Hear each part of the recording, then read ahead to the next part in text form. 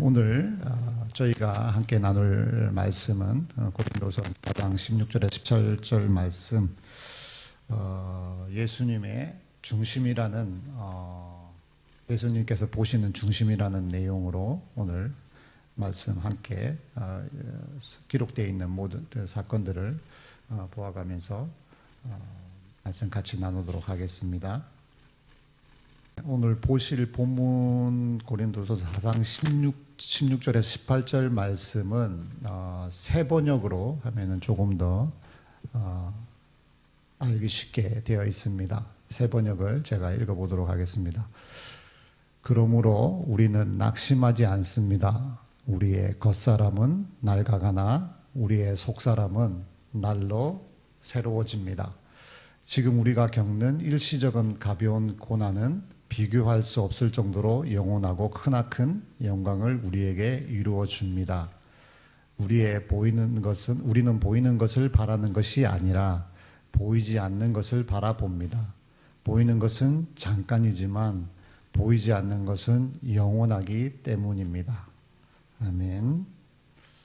방금 본문 보셨듯이 본문 구절은 대꾸 형식으로 기록이 되어 있습니다.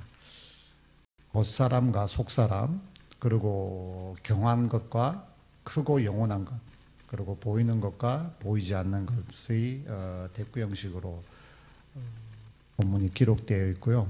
그리고 여기서 겉사람이란 것은 저희가 이제 나이가 들어가면서 다들 피부가 늙어가고 주름이 생기고 머리가 휘어지고 뼈에 근육에 힘들이 빠지고 겉사람은 계속해서 늙어가고 낡아가고 합니다.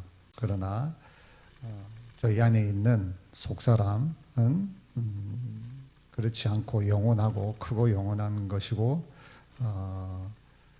속에 더 큰 저희의 소망이 있다는 것을 강조하기 위한 그런 대꾸 형식으로 이 본문을 저자는 작성한 것으로 그렇게 보입니다. 겉사람이라는 것은 육이고 속사람이라는 것은 우리가 영으로 우리에게 보내주신 영으로 그렇게 생각을 하면 되겠죠. 사무엘상 16장 1절에 이렇게 기록되어 있습니다. 사람은 외모를 보거니와 나 여호와는 중심을 보느니라 라고 되어 있습니다. 하나님께서는 저희의 중심을 겉으로 드러나는 표면적인 것이 아니라 중심을 잘 감찰하시는 그런 분이시죠. 그리고 예수님께서는 이 땅에 말씀이 육신으로 오신 분입니다. 말씀은 하나님이시죠. 하나님은 보이지 않는 영이십니다. 그 영이, 말씀이, 하나님이 육신으로 오셔서 우리 가운데 오셔서 하나님과 같이 이 땅에 33년이라는 짧은 기간이었지만은 영원히 아직도 예수님의 그 크고 영원한 것은 아직까지도 저희들한테 계속 남아있는 그러한 일을 하시고 예수님은 저희들에게 이 땅에 오신 그 33년 동안에 저희들에게 많은 것을 가르치고 저희들을 진리의 길로 인도하셨습니다. 그 내용들을 앞으로 이제 차차 하나씩 기록된 내용들로 보도록 하겠습니다. 오늘 보신 고린도후서는 아시다시피 바울이 2차 전도 여행을 통해서 3년간의 여행을 떠나 있던 중에 가장 많은 시간을 보낸 1년 6개월이라는 시간을 보낸 그 고린도의 교회가 바울이 떠난 이후에 상당히 많은 문제들이 거기서 드러나고 거짓 교사들이 나타나고 바울의 어떤 사도성이나 사도의 합리성이나 여러 가지 사도의 권위에 대한 부분들이 문제가 되고 있을 당시에 그 고린도 교회에다가 바울이 보낸 내용입니다. 그래서 실로 그 내용들을 보면은 바울이 자기의 개인적인 감정까지, 자기의 마음까지 드러내면서 그리고 마지막에 고린도 후서 12장에는 자기의 개인적인 환상과 계시에 대한 체험까지 자기의 직접적인 자기가 경험했던 내용들을 여기에 나와 있는 고린도 12장 3절에 나는 이런 사람이라는 것은 사도 바울 본인을 이야기하는 내용으로서 그가 잠시 돌에 맞아서 실제로 한 6시간에서 8시간 정도 죽어 있었다고도 그렇게 전해집니다. 그래서 그때 당시에 자기가 낙원으로 이끌려져 가서 자기가 경험하고 온 그 세 번째 천국, 낙원에 말로 할 수 없는 말로 표현할 수 없는 그러한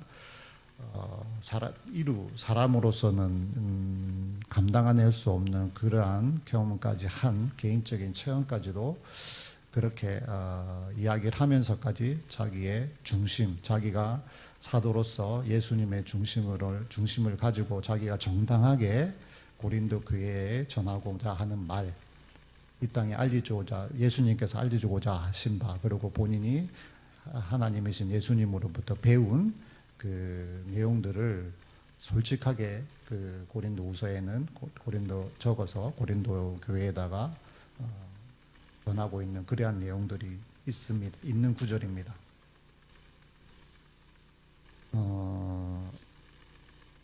예수님께서 그렇게 바울에게까지 진정으로 감동을 주신 부분들이 예수님이 부활하신 이후에 또 바울이 그것을 진리로 믿고 그렇게까지 행한 내용들이 고린도후서에 적혀 있는데, 그와 함께 추가로 또 살펴볼 부분은 예수님께서 오셔서 어떤 부분을 중심적으로 보셨나에 대한 부분들을 기록된 내용을 가지고 몇 가지 더 살펴보고자 합니다. 첫 번째가 어떠한 여자가 매우 값진 향유를 가지고 그걸 예수님께 예수님의 머리에 부으면서 예수님께 도움을 원하는 그러한 장면이 사대복음서 모두에 이 내용은 기록되어 있는 내용이죠. 그래서 오늘은 마가복음에 있는 본문 내용을 발췌해 봤습니다만은 사대복음에 모두에 기록되어 있는 내용입니다. 거기에 보면은 300데나리온 이상이 가는 향유를 예수님의 머리에 부었다고 되어 있습니다. 그 300데나리온이라는 그 가치는 그때 당시의 가치로 이야기하면은 노동자의 1년의 임금의 연봉에 버금가는 그러한 가치를 가진 화폐 단위라고 합니다. 그런데도 불구하고 이 여자는 본인이 중요한 것은 물질이 아니다, 돈이 아니다라고 해서 본인에게 중요한 것은 그 예수님을 믿는 믿음을 보여줌으로써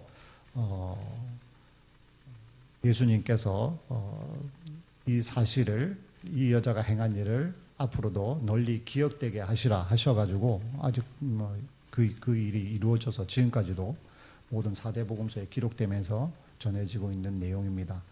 예수님은 물질을 보지 않고 그 여인의 중심을 보신 것이죠.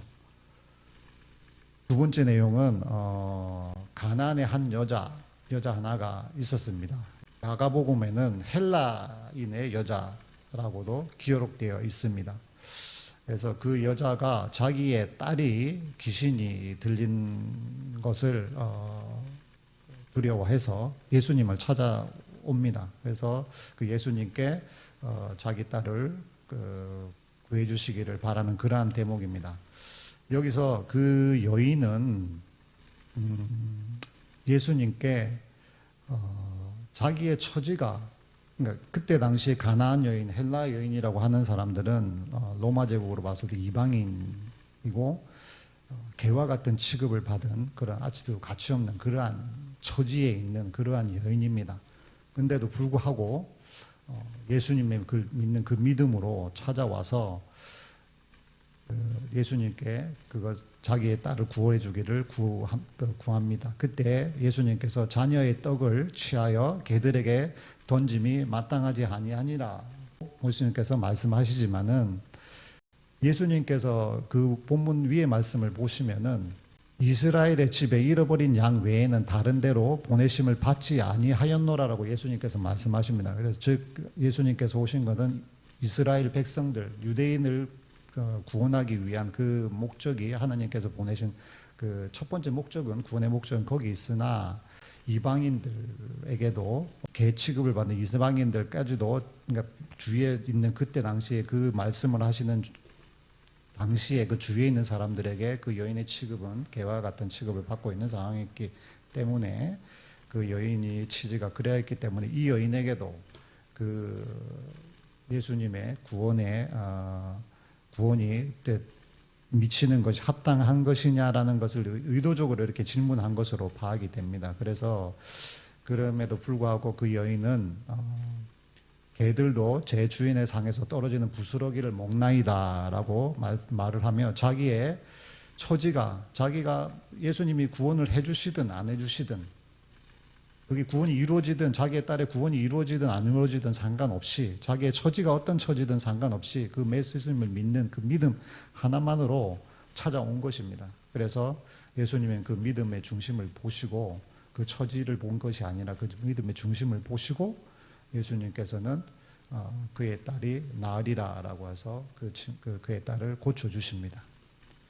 그리고 마지막으로 백부장이 자기의 하인이 중풍에 걸려서 그 중풍든 하인을 예수님께 고쳐달라고 찾아오는 그런 대목입니다. 이 또한 여기 있는 마태복음 외에 누가복음에도 기록되어 있는 내용인데요.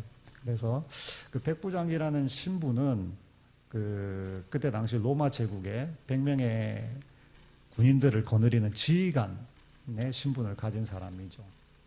그래서 사실은 식민지 통치를 받고 있는 백성의 하나인 예수님을 자기의 부하 자기 하인을 위해서 군인이라는 그 직책, 그 지위는 상명하복을 하고 위에 충성을 하게 되어 있는 그런 조직인데도 불구하고 자기 하인을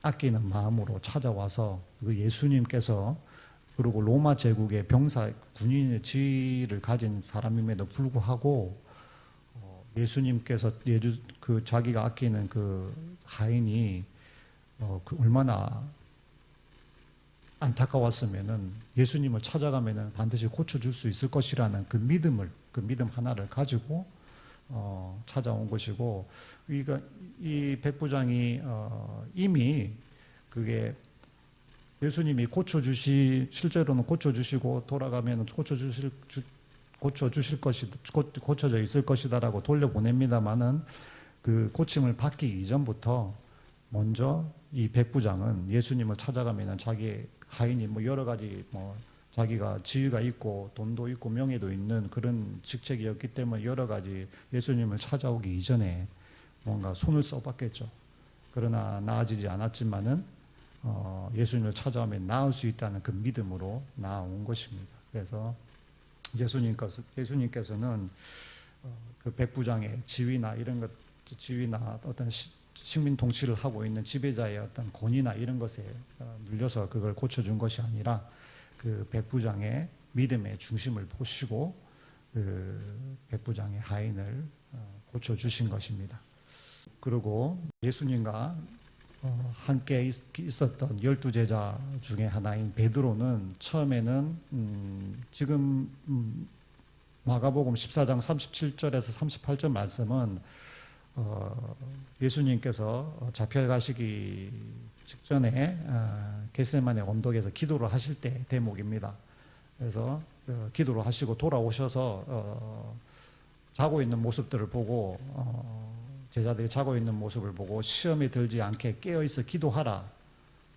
마음은 원이로되 육신이 약하도다 하시고 원하는 마음을 못 이겨내는 육신의 나약함을 꾸짖으시면서 깨어있어서 기도하시라고 하셨는데 다시 기도를 하고 두 번째 기도를 하고 가서 돌아왔을 때도 자고 있었고, 그래서 그때는 뭐 세 번째까지 기도를 하시는 동안에도, 기도를 하고 오는 동안에도 계속 육신의 나약함을 이기지 못하고 제자들은 자고 있었죠. 그래서 그러나 뭐 그걸 다 용납하시고 자라고 하시는 그런 내용들이 나오는 그런 대목입니다. 이때 베드로는 처음에는 너무나 야약하고 그 마음은 굉장히 열성적인 그런, 우리가 성경책을 읽어보면 아실 수 있듯이 12제자 중에 가장 열성적인 그런 베드로였습니다. 그러나 나약하고 때때로는 무모하기도 하고 성질 급한 모습들도 보이고, 그리고 예수님까지 부인하는 그런 모습을 보이던 베드로가 나중에는 변화된 모습을 기록하고 있는 내용들이 있습니다. 거기에 보면은 여러 가지 시험으로 말미암아 잠깐 근심하게 되나 그것이 오히려 기뻐할 수 있는 것이라고 이야기를 하고, 그 여러 가지 시험들은 우리가 믿음을 확실할 수 있는 그러한 어떤 연단의 시간이라는 것을 시간이었다는 것을 자기가 알게 되었고, 그리고 결국에는 믿음으로 영혼의 구원을 받을 수 있었다는 것을 베드로전서에 기록을 하고 있습니다. 그래서 우리가 육신은 누구나 겉사람은 고난을 받을 수밖에 없고 늙어져 갈 수밖에 없고 낡아져 갈 수밖에 없는 그러한 상황입니다. 그것이 나만 당하는 것이 아니라 모든 사람들이 공평하게 당하는 그러한 어쩔 수 없는, 받아들일 수밖에 없는 그러한 고난들입니다. 육신은 나약한 것입니다. 겉사람은 나약한 것입니다. 그러나 그 시간에, 그 어려운 시간에 그 믿음을 지켜내는 것이 중요한 것이죠. 그때 그 믿음이, 어려운 때 지킬 수 있는 그 믿음이 진정한 믿음인 것입니다. 그래서 그 베드로전서 1장 그 앞구절, 방금 보신 그 본문의 그 앞구절에는 베드로가 이렇게 기록을 하고 있습니다. 썩지 않고 더러워지지 않고 낡아 없어지지 않는 유산을 물려받게 하셨습니다. 이 유산은 여러분을 위하여 하늘에 간직되어 있습니다. 하나님께서는 여러분의 믿음을 보시고 그의 능력으로 여러분을 보호해 주시며 마지막 때에는 나타나기로 되어 있는 구원을 얻게 해 주십니다. 그래서 우리가 겉은 늙어갈 수 있지만 그 속사람으로 그 믿음의 연단을, 어려운 고난이 찾아오더라도 몸이 낡아지고 늙어지고 힘들어지고 움직일 수 없는 그러한 상황들이 되고, 우리에게 반드시 그러한 상황들이 찾아옵니다. 꼭 찾아오게 되지만은 그러한 상황에도 우리가 하늘에 준비되어 있는 그 영원한 천국, 영원한 것, 경한 것이 아닌 영원하고 크고 큰 그 천국이 준비되어 있음을 믿고 그곳에 믿음을 두고 우리가 육신의 낡아짐을 평안함과 담대함으로 받아들일 수 있다면 우리는 영원한 구원을 받을 것으로 믿습니다. 아멘. 마지막으로 이 말씀을 다시 한 번 더 나누고 오늘 설교를 마치고자 합니다. 고린도 후서 1장 말씀입니다. 다 같이 함께 읽도록 하겠습니다. 시작. 우리 아버지와 주 예수 그리스도로부터 은혜와 평강이 있기를 원하노라. 아멘. 기도하겠습니다.